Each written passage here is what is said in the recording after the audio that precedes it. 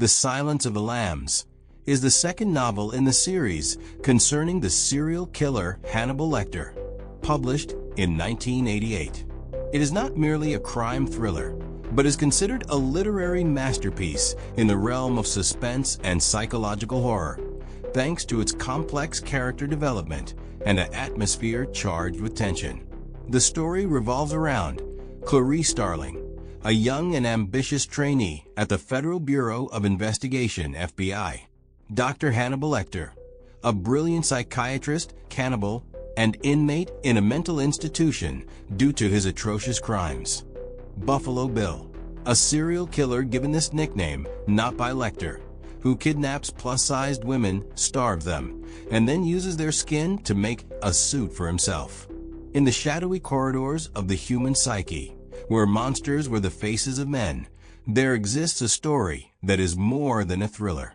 It is a deep, psychological dive into the nature of good, evil, and the scars that shape us.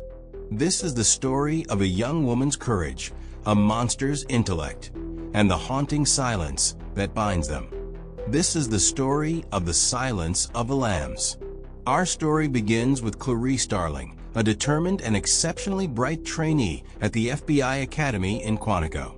She is pulled from her training by Jack Crawford, the head of the Behavioral Science Unit.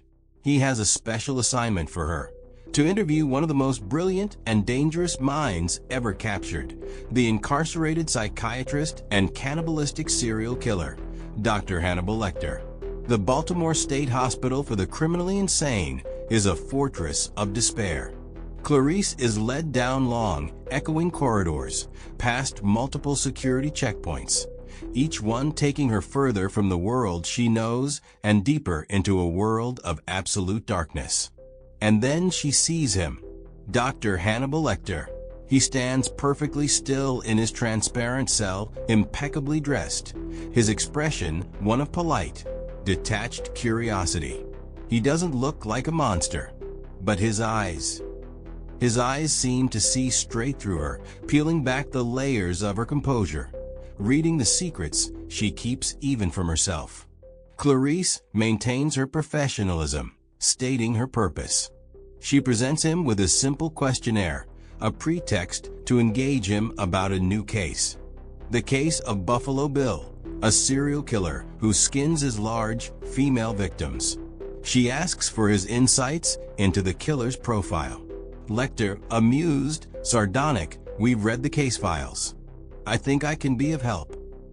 But I'll want something from you in return." The game begins. Lecter isn't interested in the questionnaire. He's interested in her. He wants a quid pro quo, a glimpse into her soul. For scraps of information about Buffalo Bill, he demands personal details from Clarice. He asks about her most painful childhood memory, and so begins a series of intense psychological duels. Clarice, armed with nothing but her intelligence and will, tries to steer the conversation toward Buffalo Bill. Lecter, the master manipulator, steers it relentlessly toward the heart of her trauma. Lecter, "Tell me, Clarice, what was your worst memory of childhood?" Under his penetrating gaze, she reveals it: the death of her father, a town marshal, being sent to live with a cousin on a ranch in Montana, waking in the dark to the sound of spring lambs screaming as they were led to the slaughter. Clarice, voices vulnerable, haunted, "I tried to save one. I took it and I ran away. I thought if I could save just one. But they found me. They sent me away to an orphanage in Bozeman. I never saw the ranch again." Lecter, intensely interested, "And you still wake up sometimes, don't you? Wake up in the dark and hear the screaming of the lambs?" Clarice, "Yes." Lecter, "And you think if you save Catherine Martin, you could make them stop, don't you? You think if Catherine lives, you won't wake up in the dark ever again to that awful screaming of the lambs." He has found the core of her motivation. Her quest is not just professional. It's a desperate, personal crusade for redemption. Meanwhile, the clock is ticking. Buffalo Bill has struck again, abducting Catherine Martin, the daughter of a U.S. Senator. The political pressure is immense. Lecter offers cryptic clues, wrapped in riddles. Lecter, we begin by coveting what we see every day. He's building a woman's suit out of real women. What does he do? He covets. That is his nature. And how do we begin to covet Clarice? Clarice follows Lecter's breadcrumbs. She travels to a storage facility in West Virginia, to a funeral home, and back into the past of the first victim.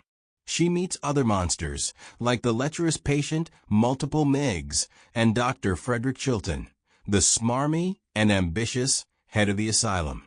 Every step is a battle. Her breakthrough comes in an autopsy room. Re-examining one of Buffalo Bill's victims, she finds a crucial piece of evidence Lecter had hinted at: a tiny, tannin-black death's head moth pupa lodged in the victim's throat. This clue leads her to an entomology lab, and then to a man in a small town in Illinois, Jack Gordon, a tailor whose real name is James Gum. This is Buffalo Bill. Meanwhile, Lecter, under the illusion of a transfer deal, executes a terrifying and brutal escape from his Memphis cell, leaving a trail of carnage that is both horrifying and artistically savage. Acting on a hunch, Clarice goes to Gum's house in Belvidere, Ohio, alone. The house is dark, unsettling. She enters, her heart pounding. Inside, it's a house of horrors. She finds a sewing room with a half-finished woman's suit. She finds a deep, dry well in the basement. And from the darkness, she hears a voice. He's watching her through night vision goggles. In the pitch-black basement, he holds all the power. Clarice is blind, disoriented. She hears the distinct, chilling sound of a gun's cylinder being spun. She spins around, firing her pistol into the darkness. A desperate shot. The lights snap on. For a split second, she sees him, his arm outstretched, reaching for her. She fires again and again until he staggers and falls. The monster is dead. In the aftermath, as police swarm the house, Clarice finds Catherine Martin, alive and sobbing in the pit. She has done it. She has saved a lamb. The screaming in her dreams has finally stopped. There is a celebration, a graduation, a handshake from Jack Crawford. But for Clarice, the victory is quiet, internal. She is forever changed. She is no longer the trainee. She is the agent. The lamb is safe. And from a distant, sunny island, a postcard arrives. It's addressed to Clarice. Reading the postcard, Clarice, I have no plans to call on you. The world is more interesting with you in it. Be sure you extend me the same courtesy. Have the lamb stop screaming. Enjoy your friendship with Catherine. My love to Jack. Hannibal Lecter. He is free.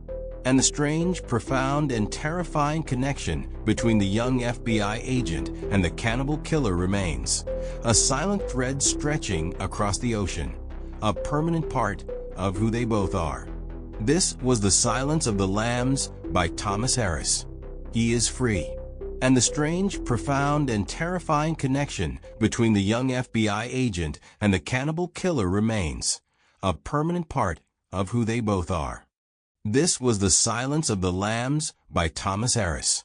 Thank you for joining us on this dark journey. We'll see you in the next video.